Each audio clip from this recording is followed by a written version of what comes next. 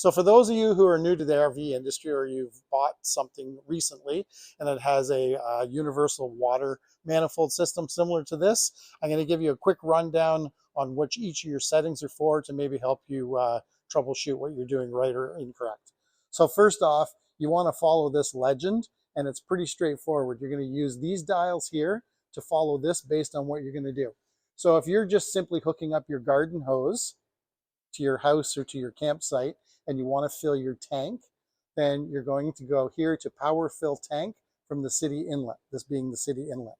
So you would turn your valve down, the green valve to the left, the blue valve to the straight down, and that's going to fill your tank. Once you've completed that and you want to pump water out of your tank using via the water pump, then you would go to the dry camping, water from the tank via the pump. So you would put this valve, the white one to the down position, the green one to the upper position, and the blue one to the left. And by using the water pump, that's going to allow you to draw water out of your tank to use to all your fixtures. If you're at a campground and you're not using your water tank, you're hooked directly to a hose at the campground, then you can simply use the city water connection where your white would be down, your green would be to the left, your blue would be to the left. You turn your tap on, the hose just gives you water directly to your toilet, your sinks, and your shower. If you're somewhere maybe where you've run out of water and you've gone to, let's say, Walmart and bought a couple jugs of water, then you can come to this setting here. So your blue is straight across, your white straight across, your green straight across.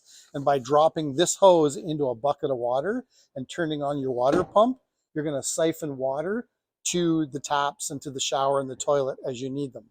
If you're going to do several jugs and you want to fill up your water tank using the siphon system, then you would do this configuration, and from there you can just suck everything out of the auxiliary water tank that you've purchased and pump it into your tank and continue to do that until you have the desired amount. So that's kind of a basic rundown on your water manifold. That's pretty straightforward in all RVs and motorhomes. If you've got any questions, contact me, Mike Johnson, at Owasco RV Center, 647-915-3015.